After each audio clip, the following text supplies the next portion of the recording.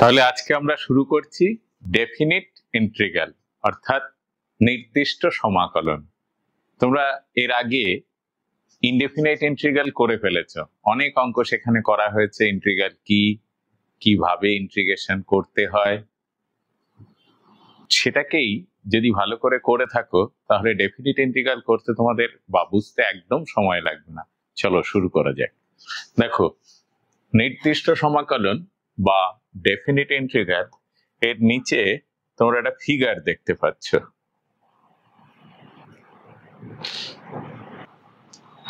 এই যে এই ছবিটা দেখতে পাচ্ছ। তার মানে ব্যাপারটা একটা কিছু আছে, চলো আমরা ডিসকাস করি সেটা। এটা করতে গেলে নির্দিষ্ট সমাকলনের ধারণা আমরা কোথা থেকে পাই? সাধারণ ধারণা। এটা বলতে কি বোঝায় আমরা একটু সেটা জেনে নিই। বললো একটা ইন্টারভাল আছে a, b, ধরো এরকম একটা লাইন, তার মধ্যে একটা ইন্টারভাল a আর b, তাকে কতগুলো সূক্ষ্ম সূক্ষ্ম ছোট ছোট সাব ইন্টারভালে ভাগ করে দেওয়া হয়। তাই বলা হয়েছে যদি p এতগুলো n সংখ্যক পয়েন্টে ভাগ করে নেওয়া হয় ছোট ছোট পার্টে, তাহলে প্রত্যেকটা পার্টে আমরা টোটাল a, b কে আমরা ছোট ছোট কতগুলো ইন্টারভালে ভাগ করব এবং টোটাল এই রেঞ্জের মধ্যে ইন্টিগ্রেশনের যা ভ্যালু হবে বা যা সাম হবে, আসলে আমরা আগে বলেছিলাম যে ইন্টিগ্রেশন হচ্ছে সংগ্রহ করা বা যোগফল।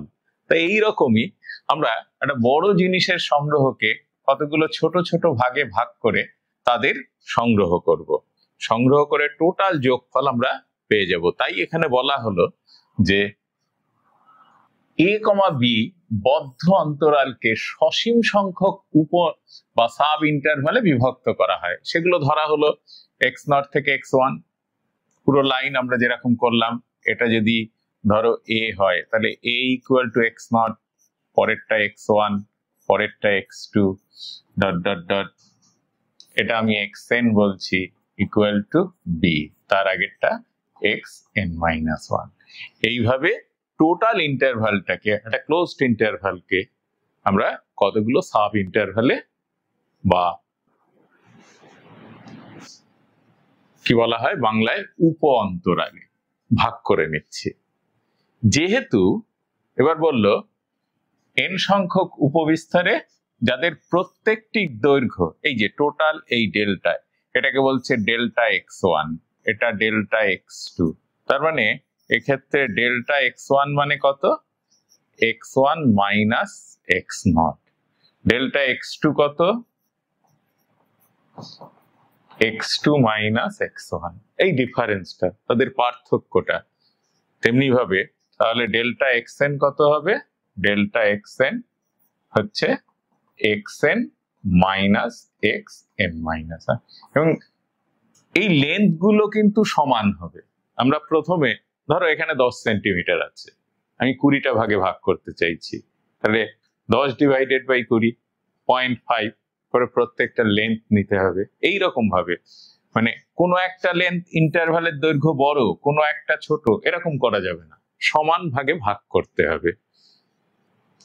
তাহলে fx সন্তত অপেক্ষক, সুতরাং উপ অন্তরালে fx এর বৃহত্তম মান। এইবার এই যে যদি কোনো একটা ফাংশন ইনক্রিজিং ফাংশন হয়, সেক্ষেত্রে দেখো আমি x0 থেকে x1 এ ভাগ করলাম, ইনক্রিজিং বলছি, ক্রমবর্ধমান অপেক্ষক। তাহলে এই বিন্দুগুলোতে তার লোয়ার লিমিট গুলোতে ইন্টারভালের মিনিমাম ভ্যালু আসবে বা অবম মান আসবে, এবং ম্যাক্সিমাম ইন্টারভালের শেষ বিন্দুতে, শেষ প্রান্তিক বিন্দুতে ম্যাক্সিমাম ভ্যালু আসবে যদি ইনক্রিজিং হয়। আর যদি এটা ডিক্রিজিং হয় তাহলে কি হবে? যদি এটা এইভাবে যায় তাহলে খেয়াল রাখতে হবে, তাহলে এক্ষেত্রে ম্যাক্সিমাম ভ্যালু, ইন্টারভালের শেষ বিন্দুতে মিনিমাম ভ্যালু, আবার পরের ইন্টারভালে এই বিন্দুতে যা ভ্যালু এটাতে তার চাইতে কম, ক্রমশ কমছে মানগুলো। এটা খেয়াল রাখবে। কন্টিনিউয়াস ফাংশন হতে হবে, অর্থাৎ সন্তত অপেক্ষক হতে হবে, এবং আইদার ইনক্রিজিং অথবা ডিক্রিজিং ফাংশন। এবার যদি এমন হয় এটা এক্স অ্যাক্সিসের প্যারালাল, তাহলে এক্ষেত্রে কিন্তু প্রত্যেকটা ভ্যালু, এই বিন্দুতেও যা মান এই বিন্দুতে, প্রত্যেকটা মান সমান আসবে। আমরা সেটা খেয়াল করব ইন্টিগ্রেশন করার সময়, যে কি কার্ভ দেওয়া আছে বা ফাংশন কি দেওয়া আছে তার উপর ডিপেন্ড করছে। তাহলে সন্তত অপেক্ষক যেহেতু প্রত্যেকটা উপ অন্তরালে এফএক্স এর একটা বৃহত্তম মান এবং ক্ষুদ্রতম মান পাওয়া যাবে। আমরা দেখলাম যে ইনক্রিজিং আর ডিক্রিজিং এর ক্ষেত্রে প্রত্যেকটা ইন্টারভালের জন্য আমরা একটা মিনিমাম ভ্যালু আর একটা ম্যাক্সিমাম ভ্যালু পেতে পারি। এইবার এই যে এই সামটাকে বলা হয় ঊর্ধ্ব সমষ্টি। কোন সামটা? যে তার দৈর্ঘ্য, এই যে ধরো এটা ডেল্টা x1, তার এই বিন্দুতে ম্যাক্সিমাম ভ্যালু পেয়েছি, ম্যাক্সিমাম ভ্যালু সেটা আমি ধরলাম m1, এই বিন্দুতে m2 পেয়েছি, এটা কত? Delta x2। তাহলে এই অন্তরালে অর্থাৎ delta xi into mi, i equals to 1 to n, অর্থাৎ ম্যাক্সিমাম ভ্যালুগুলোর সঙ্গে তার লেন্থের গুণফল করে সমস্ত ইন্টারভ্যালের ক্ষেত্রে তাদের যোগফলকে আমরা বলবো যে ঊর্ধ্ব সমষ্টি। তেমনি ভাবে যদি মিনিমাম ভ্যালুগুলোকে নেই এবং তার লেন্থ দিয়ে গুণ করি, তখন তাকে বলবো স্মলেস্ট বা নিম্ন সমষ্টি। এটা মনে রাখবে, এই দুটোকে কাজে দেখতে পাচ্ছ। ডেফিনিট ইন্টিগ্রেশন মানেই হচ্ছে সমষ্টির ব্যাপার। এবার আমরা দেখব যে এর সাহায্যে নিয়ে আমরা আমাদের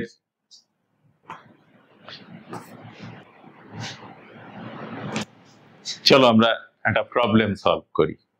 কি প্রবলেম? দেখো এক্ষেত্রে বলা আছে যে এফএক্স একটা অপেক্ষক 0 থেকে 1 বদ্ধ বিস্তারে, এবং তাকে কি কি ভাগে ভাগ করা হবে সাব ইন্টারভ্যালে সেটা বলে দেওয়া আছে। সাব ইন্টারভ্যালে কি কি ভাগে ভাগ করবে সেটা বলা আছে। দেখো ফিগারটা, এই যে এটা তো একটা parabolic curve, y equal to x square, এরকম কার্ভ হয়। এখন আমাদের 0 থেকে 1 এর মধ্যে নেওয়া হয়েছে, তাই এখান থেকে স্টার্ট হয়েছে। দেখো 0 থেকে, এটা তাহলে নিশ্চয়ই 1, তাহলে এটা 1 পয়েন্ট। আমরা ভাগ করে নিচ্ছি, এটা 0, তারপর 1/4, এটা হাফ। এবারে আমরা ভ্যালুটা বার করি, যে ইন্টারভ্যাল গুলো করা আছে, একটা 0 থেকে 1/4 আর এটা, তাহলে এক্ষেত্রে ডেল্টা x1 সমান কত? 1/4 minus 0 equals to 1/4। Delta x2 এর ভ্যালু কত? Half minus 1/4 equals to 1/4। and delta x3 সমান কত হবে? 1 minus half equals to half। এখন প্রশ্ন হচ্ছে যে এই লেন্থটা কেন বড় হয়ে গেল? আসলে কোশ্চেনে এইভাবেই ইন্টারভ্যালকে ভাগ করতে বলা হয়েছে। ইন জেনারেল আমরা নিজেরা যখন ভাগ করব তখন কিন্তু দেখো কটা ইন্টারভ্যাল? 1 2 3টে। লেন্থ কত? এ এখানে 0 লোয়ার লিমিট, আর আপার লিমিট কত? 1। তাহলে তাদের ডিফারেন্স কত? বি মাইনাস এ, ডিফারেন্স হচ্ছে 1 মাইনাস 0 ইকুয়াল টু 1। 3টে ভাগে ভাগ করছি, তার মানে ইন্টারভ্যাল হবে প্রত্যেকটা লেন্থ হচ্ছে 1/3 করে। তার মানে অ্যাকচুয়ালি ভাগগুলো যদি ইকুয়াল ভাগে ভাগ করা হতো, তাহলে ভাগগুলো হতো 1/3, 0, 1/3, 2/3 আর 1, তাহলে ইকুয়াল হতো। এটা যেহেতু কোশ্চেনে বলা আছে যে এইভাবে ইন্টারভ্যালে ভাগ করো এবং তার মিনিমাম সাম এবং ম্যাক্সিমাম সাম বার করো, আমরা যেটা আগে করলাম, তাহলে এক্ষেত্রে আমরা পেলাম যে একটা লেন্থ 1/4, একটা লেন্থ 1/4 আর এই লেন্থটা বড়, এটা তার দ্বিগুণ, তাই 2/4 ইকুয়াল টু হাফ। তাহলে এক্ষেত্রে আমরা ম্যাক্সিমাম সাম কি পেতে পারি? দেখো 1/4 ইন্টু তাদের লেন্থ প্লাস পরেরটাতে হাফ ইন্টু তার লেন্থ প্লাস, এবার এইখানটায় আমাদের একটু বুঝতে হবে এটা কি লেন্থ এই ভ্যালুগুলো নেওয়া হয় না কি নেওয়া হয়। এখানে কিন্তু আমাদের কি নেওয়া হয়, ফাংশনাল ভ্যালু বার করতে হবে ওই পয়েন্টে। তার মানে এফ(x) ফাংশনটা f(x) ইকুয়ালস টু x² আছে। তাহলে কোন পয়েন্টে, আমার সব পয়েন্টগুলোতে এই ভ্যালুটা বার করে নেই। f0 তে 0, f 1/4 এ কত 1/16, f হাফ এ কত হয় 1/4 and f1 equals to 1। তাহলে আমরা কি করেছি, লেন্থ যখন ম্যাক্সিমাম ভ্যালু বার করব তখন লেন্থ, তাহলে ম্যাক্সিমাম ভ্যালু বার করছি লেন্থ কত 1/4 ইন্টু এই পয়েন্টে ফাংশনাল ভ্যালু কত 1/16 প্লাস এই পয়েন্টে ম্যাক্সিমাম ভ্যালু পেতে পারি, এর ভ্যালু কত, এই পয়েন্টটা ছিল হাফ ইন্টু ওই পয়েন্টে ফাংশনাল ভ্যালু কত 1/4 প্লাস 1 ইন্টু ওই পয়েন্টে, তাহলে maximum some 1/64 plus 1/8 plus 1, that is 64 LCM, 1 plus 8 plus 64, তাহলে 73/64 হচ্ছে ম্যাক্সিমাম সাম ইন্টারভ্যাল গুলোর। একই রকম ভাবে আমরা কিন্তু মিনিমাম সামও বার করতে পারি। সেক্ষেত্রে এই যে ম্যাক্সিমাম সামের জন্য এই 1/4 এ বার করেছে, হাফে বার করেছে, 1 এ বার করেছে, করে টোটাল ম্যাক্সিমাম সাম হলো। এবার টোটাল ইন্টিগ্রেশন বলতে কি বোঝায় সেটা কিন্তু আমরা এখনো যাচ্ছি না। a to b f(x) dx বলতে আমরা কি বুঝি, আমরা কিন্তু এখনই সেটাতে যাচ্ছি না। আমাদের যেতে হবে টোটাল ইন্টিগ্রেশন বার করতে হবে, যার জন্য বেসিক জিনিস আমাদের কি করা হয়, আমরা ইচ্ছে খুশি মতন যে ইন্টারভাল টোটাল ইন্টারভাল দেওয়া থাকে সেই ইন্টারভাল গুলোকে খুশি মতন সাব ইন্টারভালে ডিভাইড করা হয়। এবং সাব ইন্টারভালের মানে ইন্টারভালের লেন্থে ইনিশিয়াল পয়েন্ট এবং এন্ড পয়েন্টে ভ্যালুগুলো বার করা হয় এবং ওই ভ্যালুগুলোর সাহায্যে সাম বার করা হয়। যখন ফাংশনটা ইনক্রিজিং ফাংশন থাকে তখন এন্ড পয়েন্টে ম্যাক্সিমাম ভ্যালু পাওয়া যায় এবং লেন্থের সঙ্গে maximum value functional value multiply করে তার সাম করলে সেটাকে বলা হয় ম্যাক্সিমাম সাম। ঠিক একই রকম ভাবে আমরা কিন্তু মিনিমাম সামও পেতে পারি। এক্ষেত্রে ম্যাক্সিমাম সাম হলো 73/64 আর মিনিমাম সাম আসবে দেখো 0 ইন্টু 0 পয়েন্টে ফাংশনাল ভ্যালু 0 প্লাস 1/4 ইন্টু 1/4 পয়েন্টে ফাংশনাল ভ্যালু 1/16 প্লাস কত হাফ ইন্টু হাফ পয়েন্টে ফাংশনাল ভ্যালু হচ্ছে 1/4। তাহলে আনসার হলো এক্ষেত্রে 1/64 প্লাস 1/8, দ্যাট ইজ 9/64 হচ্ছে মিনিমাম ভ্যালু আর ম্যাক্সিমাম ভ্যালু হচ্ছে সামের 73/64। এইটা হচ্ছে আমাদের একদম বেসিক জিনিস। ডেফিনিট ইন্টিগ্রেশন করতে গেলে এরকম ইন্টারভালের রেসপেক্টে ব্রেক করে নেওয়া হয় এবং তার সাপেক্ষে আমাদের ম্যাক্সিমাম বা মিনিমাম সাম বার করতে হয়। এবার এসো আমাদের আসল যেটা পড়া সিলেবাস অনুযায়ী, সেটা হচ্ছে definite integration as a limit of a sum. এটা আমরা এক্সপ্লেইন করব। এই যে যোগফলের সীমারূপে নির্দিষ্ট সমাকলন। এবার দেখো আমরা কি করেছি, পিকচারে দেওয়া আছে f(x) একটা কার্ভ, এই যে এই কার্ভটাকে আমি a পয়েন্ট তারপরের পয়েন্ট কতগুলো n খানা ভাগে ভাগ করে নিয়েছি আমাদের সুবিধার্থে। এবং দেখো যে ভাগগুলো করেছি তখন প্রত্যেকটা লেন্থ কিন্তু এক্ষেত্রে h দেওয়া আছে, ঠিক আছে? তাহলে দেখো এই পয়েন্টটা যদি a হয় তাহলে তার ফাংশনাল ভ্যালু কত f এ, তাহলে এই পয়েন্টটা হয়ে গেল a, f এ, এটা আমরা x, আর যেটা বার হয় ফাংশনাল ভ্যালু সেটাকে y ধরা হয়, আমরা ফাংশন করার সময় জেনেছি। তাহলে এই পয়েন্টের রেসপেক্টে এটা যদি এর কোঅর্ডিনেটস অন এক্স অ্যাক্সিস, এর কোঅর্ডিনেটস হবে a, 0, আর করসপন্ডিং কার্ভের উপরে কোঅর্ডিনেটস হলো a, f এ। পরের পয়েন্টটা কত ভালো করে লক্ষ্য করো, এটা হচ্ছে এই পয়েন্টটা, এই যে দেখানো আছে a প্লাস h, কারণ h লেন্থ বাড়িয়েছি। ঠিক পরের পয়েন্টটা কত a প্লাস 2h, তারপরের পয়েন্টটা কত a প্লাস 3h, তাহলে n খানা ভাগে ভাগ করেছি। এই পয়েন্টটা কত a plus n minus 1 into h, তাহলে লাস্ট পয়েন্ট b হচ্ছে a প্লাস nh। তাহলে b যদি a প্লাস nh হয়, এখান থেকে nh সমান কত b minus a, or h equals to b minus a by n। তাহলে আমরা যেটা বলছিলাম এক্সাম্পল দিয়ে, এরকম ভাবে টোটাল লেন্থটাকে আমাদের n খানা ভাগে ভাগ করে নিতে হবে এবং প্রত্যেকটা ভাগের দৈর্ঘ্য সমান। আর একটা জিনিস লক্ষ্য করো, আমরা কিন্তু এখানে কতগুলো রেক্ট্যাঙ্গেল ফর্ম করেছি, এই যে প্রত্যেকটা এক একটা রেক্ট্যাঙ্গেল হয়েছে, মানে আয়তাকার ক্ষেত্র পরিণত হয়েছে।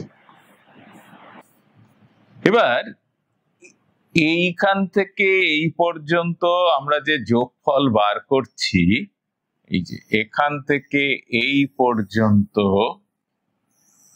যে বদ্ধ অংশের আমরা কাটতো টোটালটা, এইটা করার জন্য দেখো একে কতগুলো রেক্ট্যাঙ্গেলে ভাগ করতে গিয়ে কিছু কিছু জায়গা আমরা ধরিনি। এবার এটা যদি এমন হতো, ধরো আগের ইন্টারভালটা আমি এরকম করলাম, তাহলে এটা যেহেতু এই বরাবর যদি টানা হয়, তাহলে লক্ষ্য করো এই জায়গাতে কার্ভের বাইরে একটা এরিয়া পাওয়া গেছে। আবার আমি যদি এখানের একটা এরিয়া কনসিডার করি, যে এখানে একটা রেক্ট্যাঙ্গেল নিলাম এইচ লেন্থ নিয়ে, তাহলে লক্ষ্য করো, তাহলে এমন ভাবে আমাদের ভাবনা চিন্তা করতে হবে, ব্রেক করতে হবে, যে যতটা মোটামুটি কাছাকাছি, যতটা এরিয়া বাদ যাচ্ছে ঠিক ততটা এরিয়া আমরা লিমিটিং এরিয়া আমরা যাতে যোগ করতে পারি। তাহলে মোটামুটি যে জায়গাটা বাদ যাচ্ছে, যে জায়গাটা অ্যাড হচ্ছে, মোটামুটি ঠিক থেকে যাবে। তাহলে যে জিনিসটার এরিয়া বারই করতে পারছিলাম না, সেটা কিন্তু আমরা মোটামুটি এর সাহায্যে as a limit of a sum total ইন্টিগ্রেশনকে আমরা বার করতে পারি বা ধারণা পেতে পারি।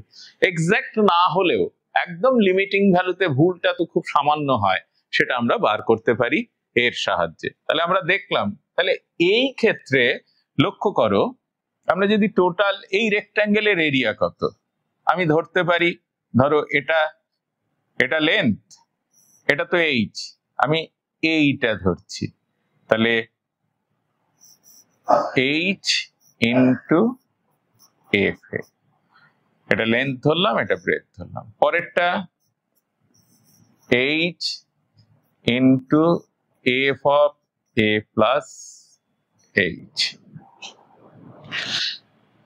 প্লাস ডট ডট ডট, লাস্টেরটা আমরা কি করছি, এ লেন্থ নিয়েছি, তাহলে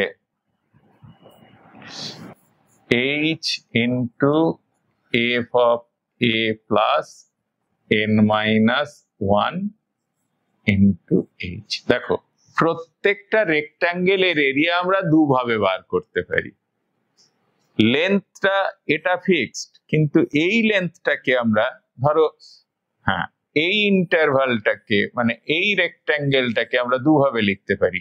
প্রথমত যদি এই লেন্থটা ফিক্সড অর্থাৎ এইচ, যদি ফাংশনাল ভ্যালু এটা ধরি তাহলে তার এরিয়া হয়ে যাবে F of A plus N minus one into H.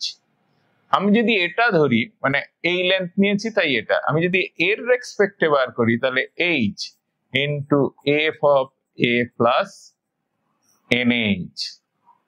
বোঝা গেল? তাহলে এইভাবে রেক্ট্যাঙ্গেলের জন্য আমরা টোটাল সামকে দুটো ভাবে লিখতে পারি। চলো দেখি আমরা পরের স্লাইডে দেখি যে এটাতে কি আছে। দেখো একই রকম করা হয়েছে। এই ক্ষেত্রে যেটা আমরা ধারণা দিয়েছিলাম বা আমরা আলোচনা করছিলাম, এই ক্ষেত্রে লক্ষ্য করো যে রেক্ট্যাঙ্গেলের এই যে রেক্ট্যাঙ্গেল গুলো বানানোর জন্য বাইরে অ্যাডজাস্ট করা হয়েছে আলাদা আলাদা করার জন্য। আমাদের খেয়াল রাখতে হবে যে আমরা যখন একটা কার্ভের জন্য করব কিছু সংখ্যক বা অর্ধেক সংখ্যক বাইরে নেব রেক্ট্যাঙ্গেল মানে বেশি নেব, আর অর্ধেক সংখ্যক ভেতর থেকে। এটাই যেমন আমি যদি পরের রেক্ট্যাঙ্গেলটাকে এরকম করি তাহলে এখান থেকে বাদ দিতে হবে, তাহলে সমান সংখ্যক এরিয়া আমরা পাবো এক্ষেত্রে। তাহলে এই অনুযায়ী যদি আমরা করি তাহলে দেখো এবার আমরা দুটোকে একসঙ্গে লিখেছি। এক্ষেত্রে এরিয়াগুলো বাদ গেছে, ও ক্ষেত্রে এরিয়াগুলো যোগ হয়েছে। ওই যে এই যে এক্ষেত্রে বাদ গেছে আর অন্য ক্ষেত্রে এই যে এক্ষেত্রে যোগ হয়েছে।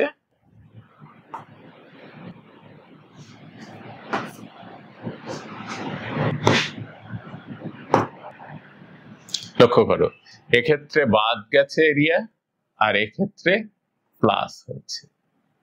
আমরা যখন একটা কার্ভের জন্য করব এটা কিন্তু নির্দিষ্ট ভাবে করব।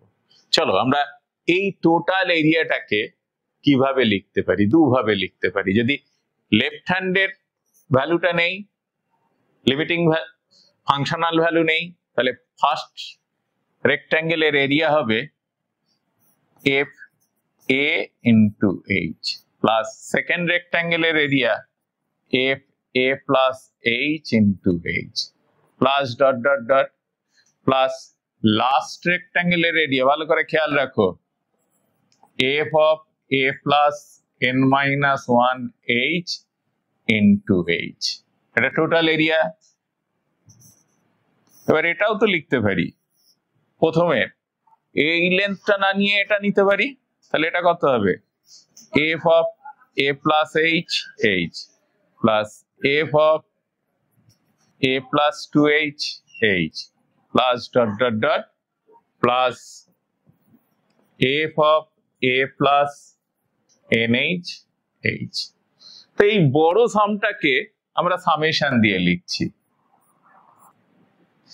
আর সামেশন আর কোথায় বসাবো, যে জায়গাতে চেঞ্জ হচ্ছে। দেখো লক্ষ্য করে এ এইচ সব ফিক্সড, শুধু চেঞ্জ হচ্ছে এই যে 1 2 করে, তাহলে r equals to 0 to n minus 1 f of a plus rh into h, R r equals to 1 to n f of a plus rh into h। তাহলে আমরা টোটাল ইন্টিগ্রেশনটাকে as a limit of a sum break করে ফেললাম, এখনো limit বসাইনি। এবার আমরা বলেছি এই লেন্থ গুলো যদি খুব ছোট ছোট হয় তাহলে এই যে যেটা বাদ দিচ্ছি কিংবা যেটা অ্যাড করছি এটা সূক্ষ্ম থেকে সূক্ষ্ম হবার জন্য, মানে ভুল একদম মিনিমাম হওয়ার জন্য এইচটা টেন্স টু 0, মানে এইচ এর ভাগগুলো খুব ছোট ছোট হতে হবে। তাহলে আমাদের এই যে ভুলটা হচ্ছে, কিছু তো ভুল থেকে যাচ্ছে, সেটা একদমই মিনিমাম করা যাবে।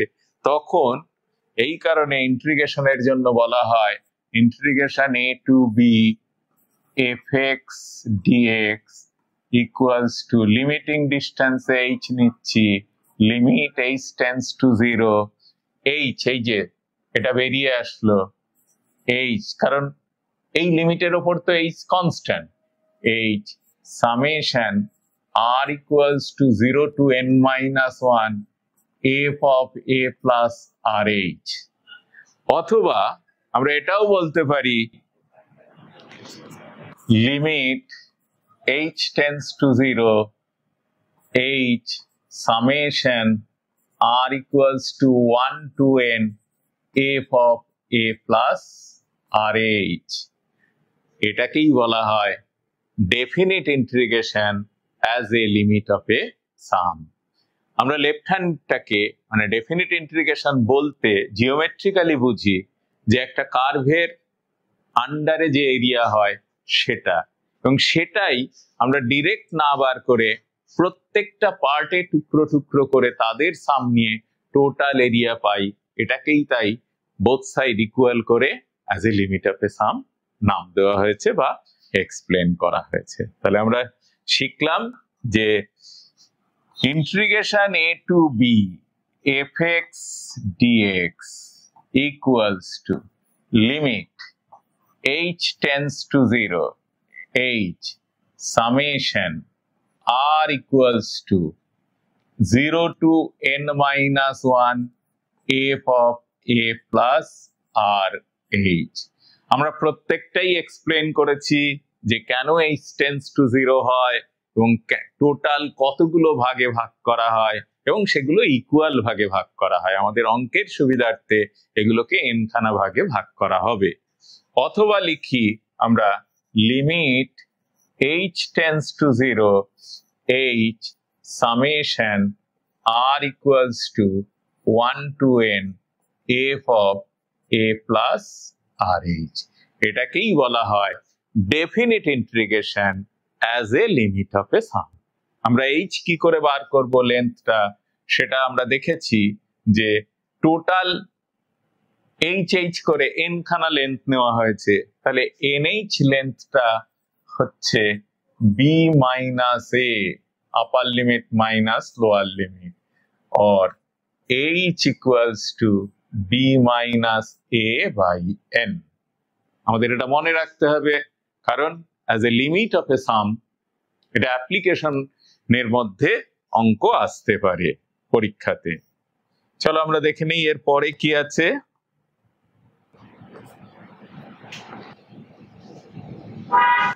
এবার বলা হলো এই যে ডেফিনিট ইন্টিগ্রেশন, এটা তো লিমিট অফ এ সাম হলো। এবার সমাকলন বিদ্যার মৌলিক উপপাদ্য, এটা বলতে কি বোঝায়?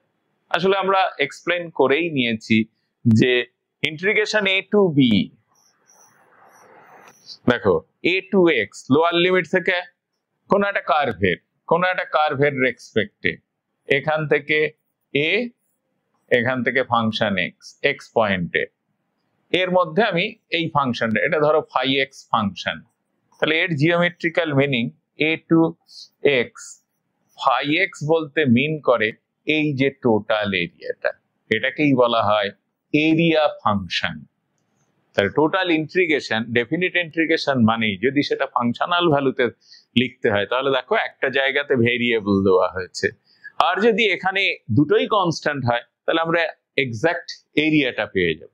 যেমন এখান থেকে x কে যখন b নেব তখন a থেকে b আন্ডারে টোটাল এরিয়াটাকে মিন করবে, কিন্তু তাকে ফাংশন আকারে লিখতে গেলে একটা কনস্ট্যান্ট নেব আর একটাতে ভেরিয়েবল দেব, এবং এটাকেই বলা হয় কি ক্ষেত্রফলের অপেক্ষক। আসলে ডেফিনিট ইন্টিগ্রেশন মানে অন্যভাবে এটা একটা এরিয়া ফাংশন বা ক্ষেত্রফলের অপেক্ষক। তাই বলা হয়েছে এই প্রাথমিক সংখ্যার উপর ভিত্তি করে দুটি মৌলিক উপপাদ্য আলোচনা করা হলো।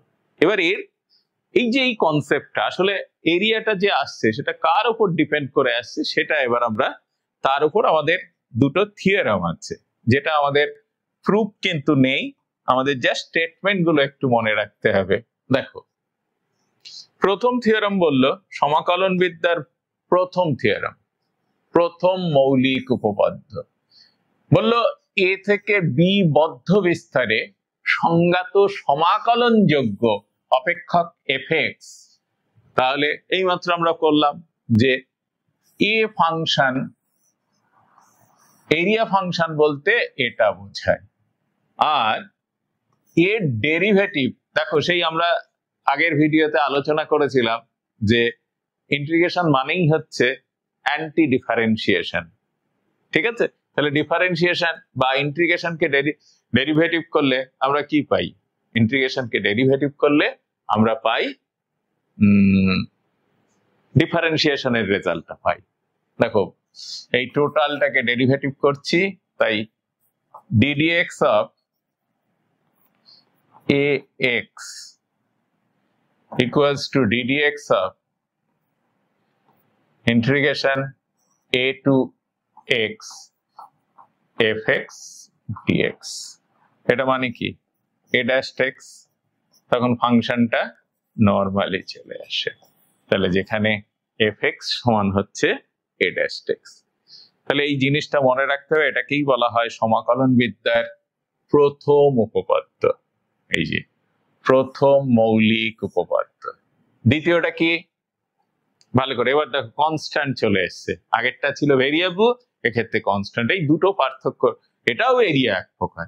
তাহলে এটা যদি হয়, এবার দেখো a টু b বদ্ধ বিস্তারে ফাই এক্স হচ্ছে এরূপ একটি অপেক্ষক যেখানে x এর সকল মানের জন্য phi dash x f x হয়, আমরা আগেই পেয়েছি। তাহলে এবার যদি এটা কনস্ট্যান্ট হয়, তাহলে যেহেতু দেখো এফ এক্স এর পরিবর্তে আমরা একটু দেখে নিই, এফ এক্স কি বলা আছে? ফাই ড্যাশ এক্স, বসিয়ে দাও a to b phi dash x f x. তাহলে ব্যাপারটা আসে কি করে? a to b ddx of phi x, আর এখানে কি আছে? এটা dx dx dx dx cancel হলো, a to b d of phi x, কারণ আমরা d আর a অপারেটর ক্যান্সেল হলো, তাহলে দিস a টু b। এটাকে বলা হয় আপার লিমিট, এটাকে বলা হয় লোয়ার লিমিট। তার মানে আপার লিমিট মাইনাস লোয়ার লিমিট, এটাই হচ্ছে সমাকলন বিদ্যার দ্বিতীয় উপপাদ্য। তাহলে আমরা সমাকলন বিদ্যার মৌলিক উপপাদ্যগুলোকে দুটো ভাগে ভাগ করা যায়, একটা হচ্ছে ফাংশনাল এরিয়া ফাংশন, মানে এরিয়া ফাংশন, আর একটা হচ্ছে ডেফিনিট ভ্যালু অফ এরিয়া। চলো আমরা দেখি এর পরে। এবার আমাদের কিছু নোটস আমাদের মনে রাখতে হবে, যেমন এখানে কি বলা আছে? ফাই এক্স এফ এক্স এর অ্যান্টি ডেরিভেটিভ। ওই তো আমরা যেটা বললাম, যদি হয় তাহলে স্টেটমেন্টের রেজাল্টটা লেখা হয়েছে f x phi dash x যদি এফ এক্স হয় তাহলে phi b minus phi a হয়। এবার এখানে খেয়াল রাখবে, এক্স ইকুয়াল টু বি তে এফ এক্স এর প্রতি অন্তরকলজের মান, এটা জাস্ট না করলেও হবে। এই যে এটা মানে ফাই বি মাইনাস ফাই এ করা হয়। আর ইন্টিগ্রেশন করার সময় এটা দেখো, এখানে একটা প্রশ্ন যে ডেফিনিট ইন্টিগ্রেশনে তো কনস্ট্যান্ট আসে না, যদি আমরা ধরেও নেই কনস্ট্যান্ট আসে, দেখো এটা আমি ধরে নিলাম এর রেজাল্ট কনস্ট্যান্ট এসছে, এই যে কনস্ট্যান্ট। এবার আমি আপার লিমিট বসিয়েছি, এটা ভ্যালু, মাইনাস লোয়ার লিমিট বসিয়েছি, তাহলে সি তো ক্যান্সেল হয়ে যায়। তাই কনস্ট্যান্ট অ্যাড করার কোনো প্রয়োজন হয় না ডেফিনিট ইন্টিগ্রেশনে। আর এটাকে বলা হয় লোয়ার লিমিট, এটাকে বলা হয় আপার লিমিট বা ঊর্ধ্বসীমা, আর এটাকে বলা হয় সমাকল্য,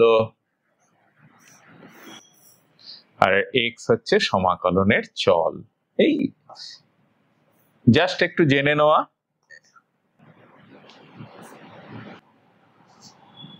এইবার ডেফিনিট ইন্টিগ্রেশনের সলভ করার জন্য তোমরা যে যে পদ্ধতি করেছো সেই পদ্ধতিই ঘুরে ফিরে আসে। যেমন এখানে বলা হলো ডেফিনিট ইন্টিগ্রেশন সলভের ক্ষেত্রে কি হয়? পদ্ধতি এক, মানে ডিরেক্ট করতে পারো। আর 2 নম্বর হচ্ছে প্রথম থেকেই প্রতিস্থাপন করে নেওয়া। চলো আমরা দেখি এই অঙ্কটা কিভাবে সলভ করা যায়।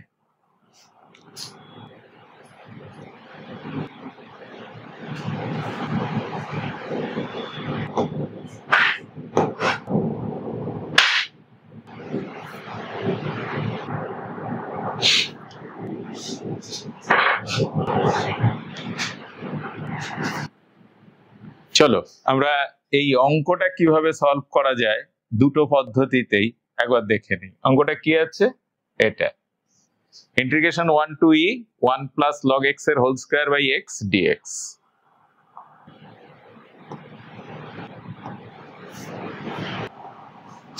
Integration 1 to e 1 plus log x এর whole square by x dx।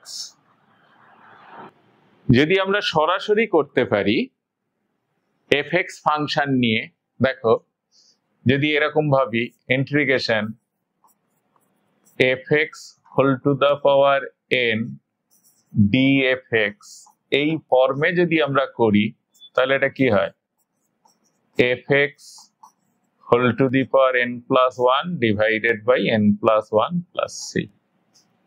আমরা আলোচনা করেছিলাম ইনডেফিনাইট ইন্টিগ্রেশনের সঙ্গে। তাহলে চলো আমরা এই মেথডে করি। দেখো 1 to e 1 plus log x whole square, আর এই যে dx বাই x কে আমরা লিখছি d of 1 plus log x লেখা যায়। তাহলে কোন ফর্ম পড়লো, দেখো এটা fx আর এটা dfx, তাহলে এটা হয়ে যায় fx whole to the power n মানে 1 plus log x whole cube by 3। এবার আপার লিমিট লোয়ার লিমিট দিতে হবে 1 to e, আগে আপার লিমিট বসাবো log e মানে কত 1 1 1 2 2 এর হোল কিউব হচ্ছে 8, তাহলে 8 বাই 3 মাইনাস লোয়ার লিমিট বসাচ্ছি log 1 কত 0, তাহলে কত আসবে 1 বাই 3, তাহলে আনসার হবে 7 বাই 3। এটা একটা মেথড, এটাকে বলা হয় ডিরেক্ট মেথড, মানে ফাংশন ফর্মে নিয়ে তার ইন্টিগ্রেশন। এখানে একটা জিনিস লক্ষ্য করো, এই পদ্ধতিতে করার সুবিধা হলো আমার কিন্তু কোনো রকম লিমিট চেঞ্জ করার কোনো প্রয়োজন হয়নি, আমরা লিমিট চেঞ্জ করিনি। কিন্তু আমরা যদি সাবস্টিটিউট করি, সাবস্টিটিউট করছি 1 plus log x equals to z, তাহলে ডেরিভেটিভ করব 1 by x dx equals to dz। এই যে ফাংশনটাকে চেঞ্জ করলাম, এই যে 1 plus log x এর জায়গায় z বসিয়েছি, তাহলে z স্কয়ার, আর dx by x এর জায়গায় dz হলো। ইন্টিগ্রেশন সহজ হয়ে গেল। কিন্তু আমরা এই লিমিট ইউজ করতে পারবো না, এটা x এর রেসপেক্টে লিমিট। এবার ভেরিয়েবল যেহেতু z এ চেঞ্জ হয়েছে, তাই এই চেঞ্জের রেসপেক্টে আমাকে লিমিটটা নিতে হবে। তাহলে দেখো কিভাবে নেব, x z, x এর রেসপেক্টে লোয়ার লিমিট ছিল 1 বসাও, log 1 কত 0, তাহলে z equals to x equal to 1 হলে z equals to 1, x equals to e হলে z equals to এখানে বসাও, x এর ভ্যালু e বসালে log e 1 1 1 এর 2, তাহলে ভেরিয়েবলটা চেঞ্জ হয়ে 1 to 2 হয়ে গেছে, এটা 1 to 2 হয়ে গেছে। তাহলে integration z cube by 3 1 to 2, তাহলে 1 by 3 বাইরে গেল, 8 minus 1 equals to 7 by 3। দেখো দুটো ক্ষেত্রে আনসার সেম। তোমাদের যার যে মেথড ভালো লাগবে সেই মেথড করবে, দুটোই ঠিক। কিন্তু এক্ষেত্রে খেয়াল রাখবে তোমাকে লিমিট চেঞ্জ করে নিতে হবে, আদারওয়াইজ কিন্তু ভুল, মনে রেখো। আর আমি সাজেস্ট করব যে যদি ডিরেক্ট মেথড পারো তাহলে ডেরিভেটিভটাও একবার রিভিশন হয়ে যাবে এবং অঙ্ক অনেক তাড়াতাড়ি হবে। তাহলে নিশ্চয়ই বুঝতে পেরেছো। চলো এবার আমরা পরের ইয়েতে যাচ্ছি।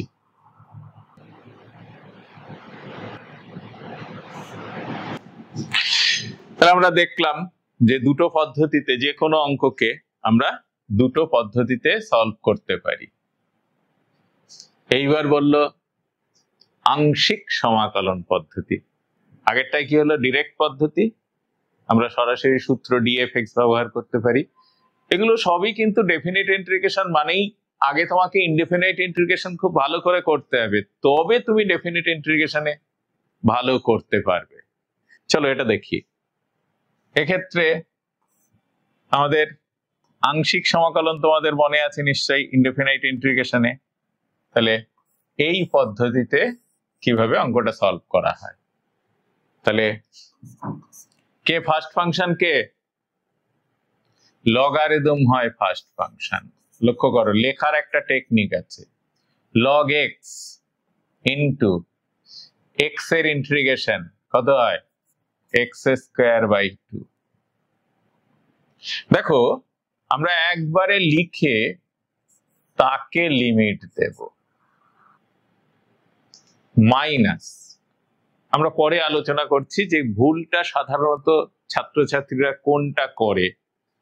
পরেরটাতে দেখো ইন্টিগ্রেশন 1 to 2 কি, log x এর ডেরিভেটিভ 1 বাই এক্স, এক্স এর integration x square by 2 dx। Then upper limit বসাও, কত হয় 4 log 2 মাইনাস log 1 0, তাই এটা আর বসানোর দরকার নেই। এখানে কি আসলো, হাফ বাইরে আছে, এক্স এর ইন্টিগ্রেশন দেখো এক্স এর সঙ্গে এটা ক্যান্সেল হয়ে এক্স হলো, তাহলে এক্স এর ইন্টিগ্রেশন হচ্ছে x square by 2, upper limit lower limit. তাহলে এখানে পেলাম 2 log 2 মাইনাস 1 বাই 4, কনস্ট্যান্টটা বাইরে বার করে নেবে, এটা কত, আপার লিমিট বসলে 4 মাইনাস 1, তাহলে আনসার হলো 2 log 2 মাইনাস 3 বাই 4। তো ইন্টিগ্রেশন বাই পার্টস করে আমরা ভ্যালু বার করলাম। এখানে একটা প্রশ্ন আছে, সাধারণত আমাদের যে ভুলটা হয় আমরা সেটা একটু ফোকাস করি। দেখো আমি এটাকে বাই পার্টস ফেলছি, বাই পার্টসে ইন্টিগ্রেশন করলে কি হয়, প্রথমে যে ফার্স্ট ফাংশন থাকে তাকে ফার্স্ট ফাংশন করে নিলাম। যদি সূত্র হিসেবে এরকম লেখার চেষ্টা করো, ফার্স্ট ফাংশন বাইরে গেছে, সেকেন্ড ফাংশনের integration minus integration of first ফাংশনের ডেরিভেটিভ 1 বাই এক্স, সেকেন্ড ফাংশনের integration x square by 2 dx। এটা কি ঠিক হলো? ঠিক কিন্তু হলো না। আমরা শুধুমাত্র এই জায়গাটাতেই, শুধুমাত্র আমরা এই জায়গাটাতে লিমিট ইউজ করেছি। ভালো করে খেয়াল করো, আমরা কিন্তু কেবলমাত্র এই জায়গাটাতে লিমিট ইউজ করেছি, এ কিন্তু লিমিটের বাইরে বেরিয়ে গেছে। পরক্ষণে আবার কোনো কেউ যদি এরকম করে x square by 2 log x করে আবার লিমিট দেয়, তাহলেও কিন্তু এটা ভুল। তাই খুব খেয়াল রাখবে, একবারে যেহেতু ইনডেফিনাইট ইন্টিগ্রেশনে তোমরা বাই পার্টস বারে বারে করে ফেলেছো, তাই এটাকে একবারে করার পর টোটাল ইন্টিগ্রেশনের ফার্স্ট পার্টটা করার পর লিমিটটা দিয়ে দেবে। বুঝতে পেরেছো? এটা কিন্তু মাথায় রাখবে পরীক্ষাতে বা প্র্যাকটিস করার সময়। তাহলে আমরা ডেফিনিট ইন্টিগ্রেশনের জন্য দুটো পদ্ধতি পেলাম। এবার এটা খুব ইম্পর্টেন্ট একটা জিনিস যে সমাকলের অবকল সংক্রান্ত লিবনিজের সূত্র, মানে ডেরিভেটিভ করব, ডেফিনিট ইন্টিগ্রেশনের ডেরিভেটিভ একবারে। কি বলা হয়েছে দেখো, এ থেকে বি বদ্ধ অন্তরালে অবশ্যই এটা কন্টিনিউয়াস ফাংশন হতে হবে। যদি এমসিকিউ টাইপ কোশ্চেন থাকে তাহলে কিন্তু এখানে একটা প্রশ্ন থাকতেই পারে। তোমরা যখন যেই দেবে তখন এই ফাংশন খেয়াল রাখবে যে লিবনিজ থিওরেম অ্যাপ্লিকেবল হবে তখনই যদি ওটা সার্টেন ইন্টারভালের মধ্যে ও কন্টিনিউয়াস হয় এবং অবকলনযোগ্য। দুটো যে লিমিটটা আছে তারাও ডেরিভেটিভ সূত্র। তাহলে কি হলো দেখো, টোটাল ডেরিভেটিভের, টোটাল ইন্টিগ্রেশনের, ডেফিনিট ইন্টিগ্রেশনের ডেরিভেটিভ করছি। নিয়ম কি, আপার লিমিটটা বসে যাবে ফাংশনে, দেখো আপার লিমিটটা বসে গেছে, টি এর জায়গায় বসে গেছে, ইনটু আপার লিমিটের ডেরিভেটিভ মাইনাস লোয়ার লিমিটটা ফাংশনে বসবে ইনটু লোয়ার লিমিটের ডেরিভেটিভ। এটাই হচ্ছে লিবনিজ রুল।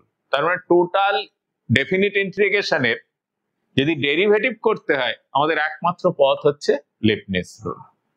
দেখো এই অঙ্কটা আমরা যদি করার চেষ্টা করি যে এর ডেরিভেটিভ, তার মানে বসাও ফাংশনটা কি, এই যে এইটুকু ফাংশন, তাহলে নিয়ম অনুসারে আপার লিমিট ফাংশনে বসবে, টি এর জায়গায় বসবে sin square x to the power 5 into ddx of x to the power 5 minus lower limit বসবে sin square x to the power 4 into ddx of x to the power 4। তাহলে কি হলো, এটা 5x to the power 4 sin square x to the power 5 minus 4x cube sin square x to the power 4। এটাই হচ্ছে total differentiation of definite integration. এই definite ইন্টিগ্রেশনটা, এটাকেই বলা হয় লিবনিজ রুল। মনে থাকবে, এটা খেয়াল রাখো। কিছু অঙ্ক, এটা কিন্তু কম্পিটিটিভ এক্সামে বেশি আসে এই অঙ্ক। চলো আমরা দেখি যে আমরা এতক্ষণ কি পড়লাম, কি বললো। এখন তোমাদের মধ্যে হয়তো একটা ব্যাপার কাজ করতে পারে যে সিলেবাস দেখার পরে যে definite integration as a limit of a sum, এই কথাটা তো সিলেবাসে লেখা নেই। আসলে ডেফিনিট ইন্টিগ্রেশন সিলেবাসে থাকা মানেই আমরা দেখলাম ডেফিনিট ইন্টিগ্রেশন সামের ছাড়া কিছুই নয়, as a limit of a সাম ছাড়া কিছুই নয়। এটা কিন্তু অ্যাপ্লিকেশনে কোশ্চেন দিয়ে দিতে পারে যে as a limit of a সাম বা find the value from the definition. তাহলে আমরা ডেফিনিট ইন্টিগ্রেশন সিলেবাসে আছে, তার মানে তার অ্যাপ্লিকেশনে এটা ঢুকিয়ে দিতে পারে, তাই একটু শিখে রাখা ভালো। চলো এই অঙ্কটা আমরা করি।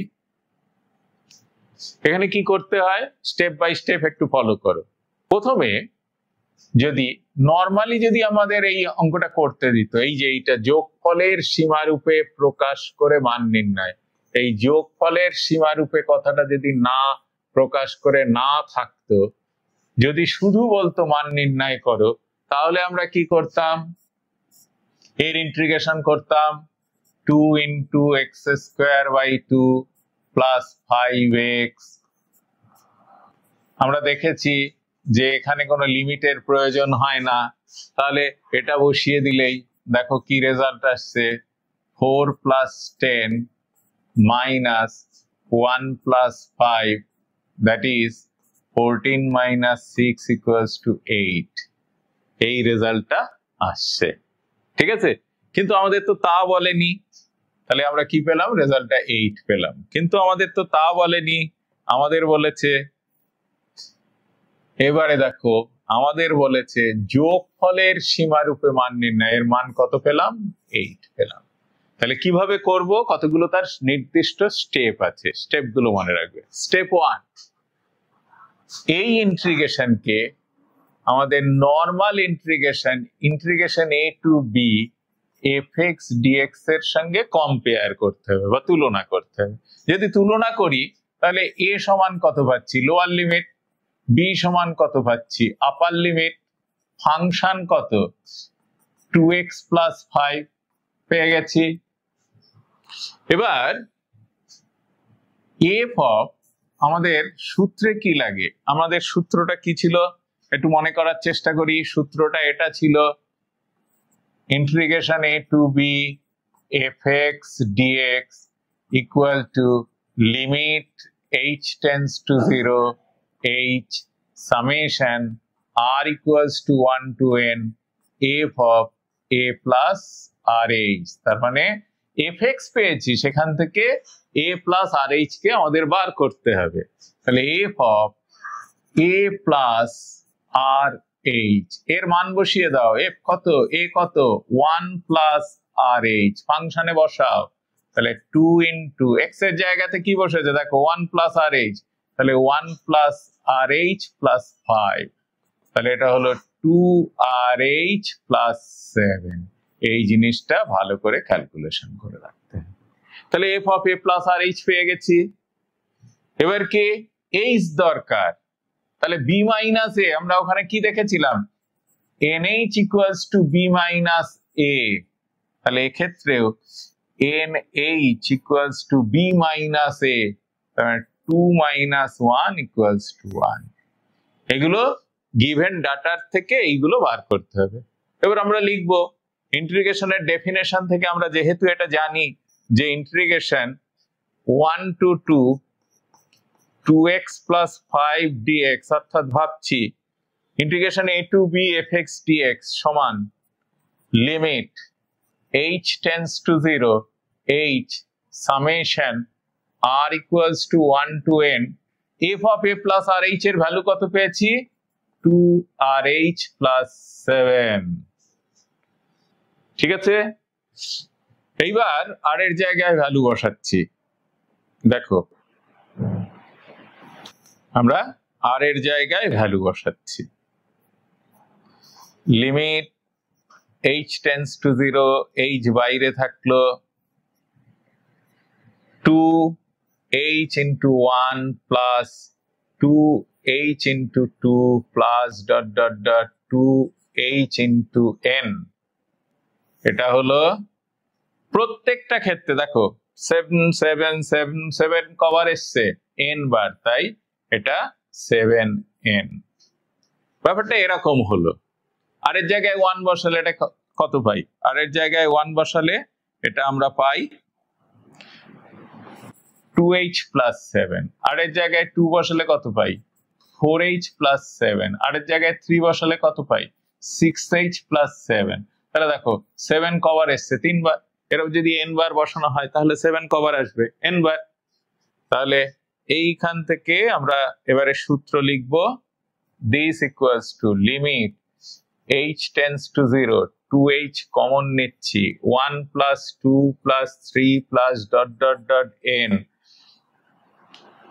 আসলো, আর 2h h দিয়ে মাল্টিপ্লাই করে দাও, তাহলে এখানে কত হলো 7nh।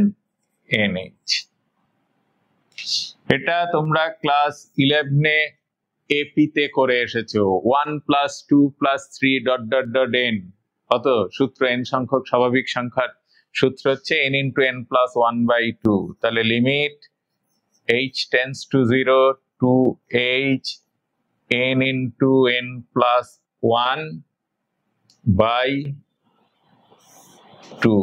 আচ্ছা এখানে দেখো এই h টা কিন্তু এখানে মাল্টিপ্লাই হলে h স্কোয়ার প্লাস 7nh।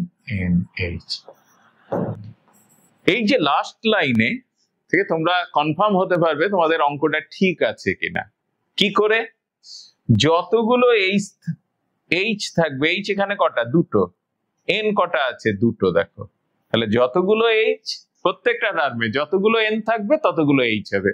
এখানে দেখো একটা n একটা h, তার মানে তোমাকে nh ফর্ম করতে হবে। তাহলে এবারে এখান থেকে আমরা বলতে পারি this is equals to 2 2 cancel করো, nh ফর্ম করো, limit h tends to 0, nh একটা h এর সঙ্গে মাল্টিপ্লাই করলাম, আর একটা ভেতরে nh plus h plus 7nh formation. nh formation হলো, nh এর ভ্যালু কত, দেখো nh এর ভ্যালু আমরা বার করে রেখেছি 1, বসিয়ে দাও, তাহলে limit h tends to 0, 1 1 plus h plus 7 into 1।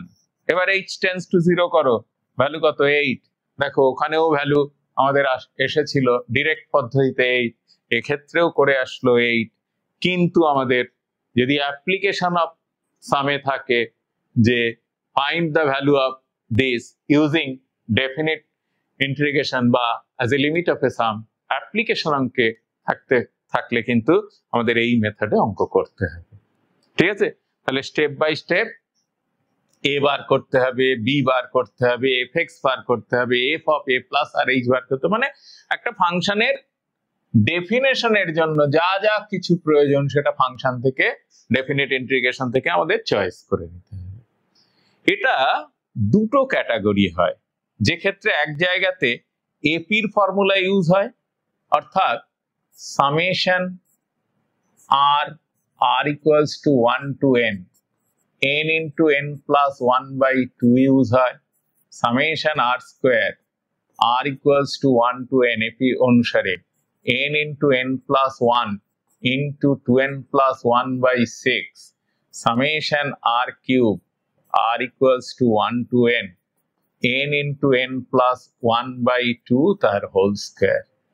এই রকম এপির ফর্মুলা ইউজ করে, এপির ফর্মুলা ইউজ হলে প্রথমে এনএইচ ফর্ম হয়, তারপরে এনএইচ এর ভ্যালু সাবস্টিটিউট করতে হয়, দেন এইচ টেন্ডস টু 0 বসাতে হয়।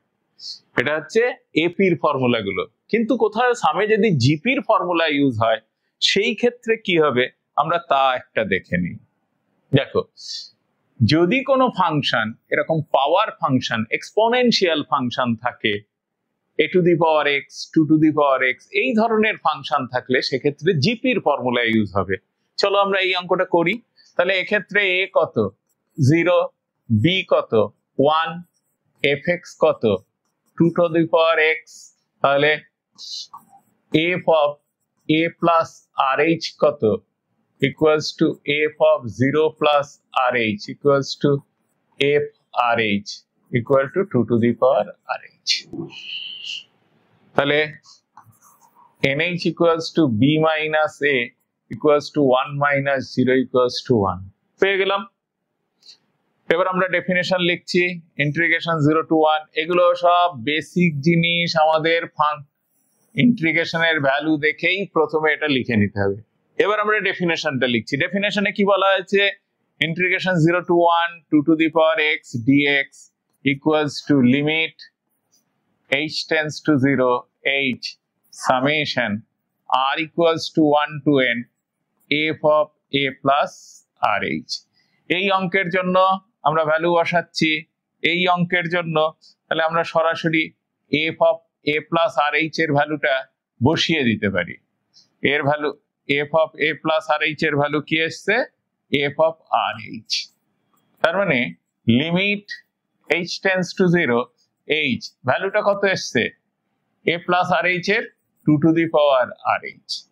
এবার দেখো r এর ভ্যালুগুলো r equals to 1 to n ভ্যালুগুলো বসাও, তাহলে limit h tends to 0 h r এর ভ্যালু বসাচ্ছি 2 to the power h plus 2 to the power 2h plus 2 to the power 3h plus dot dot dot 2 to the power nh, r এর value বসানো হয়ে গেছে।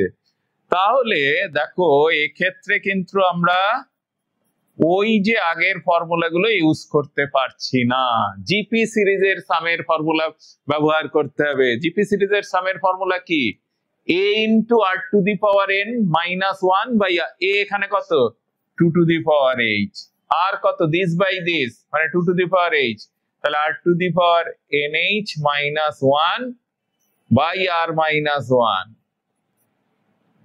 এইরকম সাম মনে আছে নিশ্চয়ই, জিপি সিরিজের সাম তোমরা একবার দেখে নিও, a into r to the power n minus 1 by r minus 1। এই যে সাম পাওয়ার পরে এপির ক্ষেত্রে চিন্তা করো আমরা এনএইচ ফরমেশনে গেছিলাম, এই ফর্মুলা দেওয়ার পরে এনএইচ ফরমেশনে গেছিলাম, কিন্তু এখানে তা করব না, আগে লিমিটিং ভ্যালুটা বার করব। এই যে 2 to the power h by h into h করে নেব। দেখো এটা লিমিটের সূত্র অনুসারে আমরা জানি limit x tends to 0 a to the power x minus 1 by x equals to log a হয়, সেই সূত্রটা এখানে কাজে আসছে, ভালো করে খেয়াল করো। তাহলে h h ক্যান্সেল করলাম, তাহলে limit h tends to 0 2 to the power h, nh এর ভ্যালু বসিয়ে দাও, nh এর ভ্যালু কত 1, তাহলে 2 to the power 1 minus 1 divided by log two, এবারে h টেন্স টু 0 বসাও, মানে 1/log2 হচ্ছে এর আনসার। তোমরা এখান থেকে টেস্ট করেই নিতে পারো। নর্মালি যদি করি 2 টু দি পাওয়ার x এর ইন্টিগ্রেশন কি 2 to the power x by log2, এবারে upper limit minus lower limit বসাও, এটাই আনসার আসবে। তাহলে এইভাবে as a limit of a sum সরাসরি অঙ্কে না থাকলেও কিন্তু অ্যাপ্লিকেশন পার্টে থাকতে পারে, কারণ এটা তার অ্যাপ্লিকেশন হিসেবে এক্ষেত্রে ধরে নেওয়া হয়। এর ঠিক উল্টো অঙ্কগুলো কি হতে পারে, চলো সেটা আমরা একটু দেখে নিই। দেখো এক্ষেত্রে ইনফাইনাইট সাম দেওয়া আছে, তার ভ্যালু বার করতে হবে, মানে উল্টোটা। এতক্ষণ ওপর থেকে নিচ পর্যন্ত দেওয়া করে ইন্টিগ্রেশন বার করেছি, এবার নিচ থেকে আমাদের ওপরের দিকে যেতে হবে। চলো আমরা অঙ্কটা একটা অঙ্ক করি।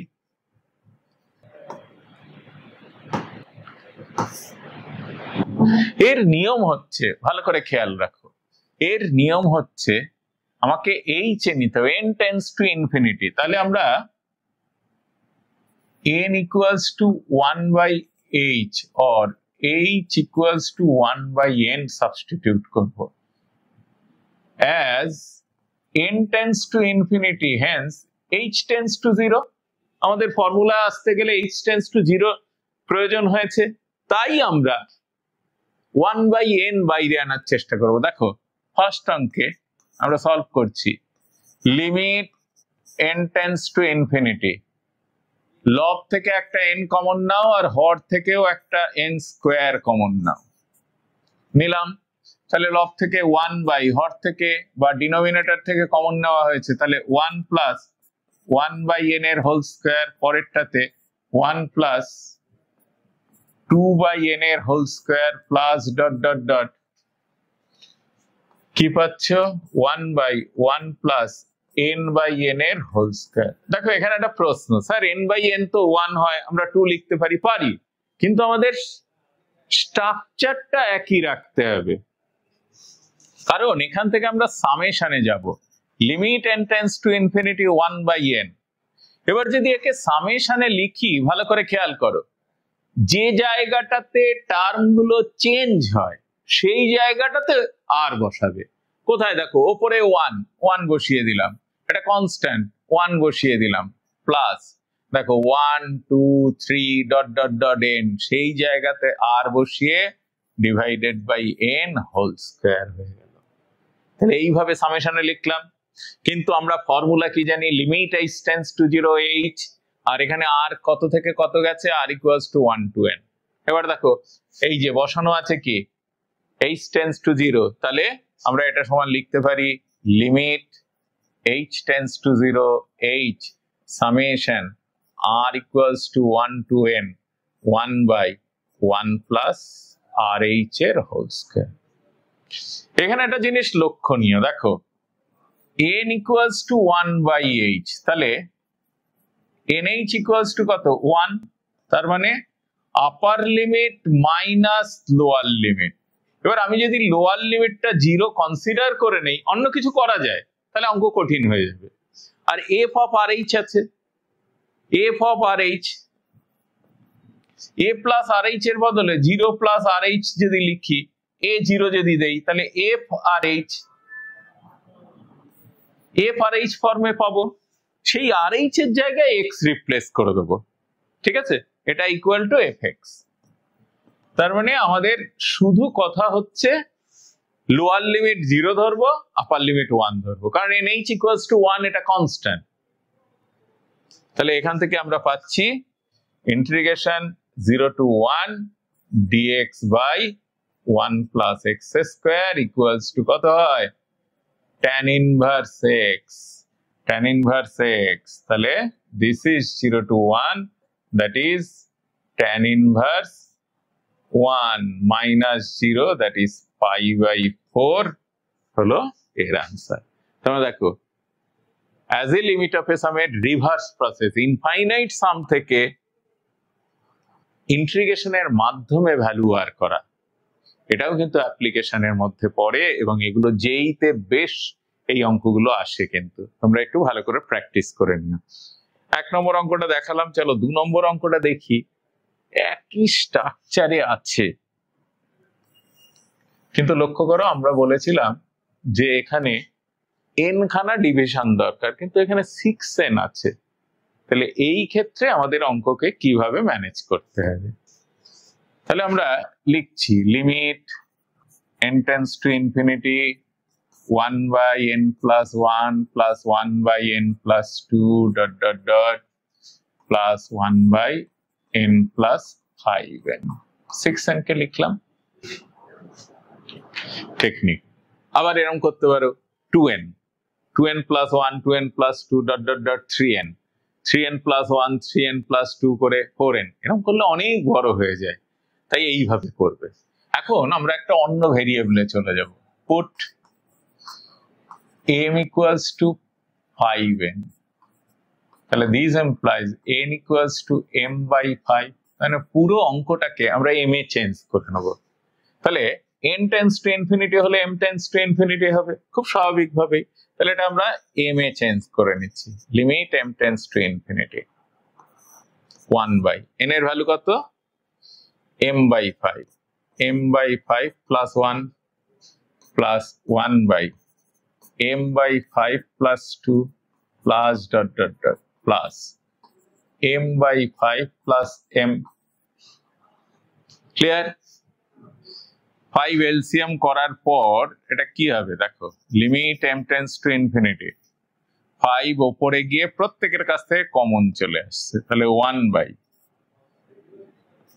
m plus 5 into 1 plus 1 by m plus 5 into 2 plus dot dot dot 1 by m plus 5 into m। দেখো স্ট্রাকচার সব একই পেয়ে গেছি কিন্তু আমরা। এবার আমাদের নিয়ম কি? m কমন নিতে হবে, তাহলে this is limit m tends to infinity 5 by m, তাহলে 1 by 1 plus 5 into 1 by m plus 1 by 1 plus 5 into 2 by m plus dot dot dot plus 1 by 1 plus 5 into m by m। দেখো পুরো, এবার আমরা কি করব? সামেশনে লিখব limit m tends to infinity m by 5 summation r equals to 1 to m 1 by 1 plus 5 into r by m। এবারে যেহেতু m tends to infinity আছে, তাই put m equals to 1 by h, this is tends to 0 as tends to infinity, therefore h tends to 0 বা h tends to infinity, h equals to এটাও ধরে নিতে পারো h equals to 1 by m tends to 0 as m tends to infinity। তাহলে এখানে কি পেলাম? Limit h tends to 0 5h summation 1 by 1 plus 5 rh। দেখো পুরো আগের অঙ্ক হয়ে গেছে, তার মানে এটা সমান কি লিখবো? Integration 5 integration 0 to 1 dx by 1 plus 5x। নিচেরটা ডেরিভেটিভ উপরেরটা চলে এসছে, তার মানে এবারে এখান থেকে যদি করলে কত হয়? log mod 1 plus 5x এর ইন্টিগ্রেশন আপার লিমিট লোয়ার লিমিট বসাও, তার মানে আনসার হচ্ছে log 6। তাহলে এইভাবেও ম্যানেজ করতে হবে। তাহলে বুঝতে পেরেছো, যদি n এর বেশি 2n এর বেশি থাকে তখন আমাদের এইভাবে ম্যানেজ করতে হয়। আর একটা অঙ্ক এখানে সিলেক্ট করা হয়েছে, ভালো করে খেয়াল করো। দেখো 1 থেকে n-1 পর্যন্ত আছে, তাহলে কিন্তু n খানা ডিভিশন হলো না, কিন্তু আমাদের প্রয়োজন n খানা ডিভিশনের। তাহলে আমার হাতে অপশন আছে, আমি 0 এর টার্মটা লিখতে পারি 0 থেকে n-1 অথবা nth স্টেপটা। কিন্তু আমরা যদি nth স্টেপটা লিখি তাহলে ব্যাপারটা দেখো root under n square minus n square, এটা আনডিফাইন্ড হয়ে যায়। তাই nth স্টেপটা লেখা যাবে না, 0 এর জন্য লিখতে হবে। বোঝা গেল? কারণ এই অঙ্কটা ফ্রিকোয়েন্টলি পরীক্ষাতে আসে কিন্তু, তাই এটাকে আমরা এরকম ভাবে ম্যানেজ করব, limit n tends to infinity 1 by root under n square minus 0 square plus 1 by root under n square minus 1 square plus root over n square minus 2 square plus root over n square minus n minus 1 এর whole square minus limit n tends to infinity 1 by n। কেন? এই স্টেপটা আমি add করেছি, তাই ওটাকে বিয়োগ করে দিলাম। তাহলে এটাকে এবার সামেশন দিয়ে লিখি, limit n tends to infinity, n square বাইরে আসলে 1 বাই n, তাহলে this is 1 by root over 1 square minus 0 by n এর whole square plus 1 square minus 1 by n এর whole square plus plus 1 minus n minus 1 by n এর whole square minus 0। সামেশনে লিখে ভালো, limit n tends to infinity 1 by n summation r equals to 0 to n minus 1। কেন? এই যে 0 থেকে start হয়ে n minus 1 এ শেষ হয়েছে, তাহলে 1 by root over 1 square minus r by n এর whole square. Put h equals to 1 by n tends to 0 as n tends to infinity। তাহলে এই অঙ্কটা হয়ে গেল limit h tends to 0 h summation r equals to 0 to n minus 1 by root under 1 minus rh এর whole square সমান integration 0 to 1 dx by root over 1 minus x square। R h এর জায়গায় x বসাতে হবে, আমরা পরপর আলোচনা করেছি। তাহলে এটা সমান হলো sin inverse x, আপার লিমিট বসালে sin inverse 1 minus sin inverse 0, that is pi by 2 answer.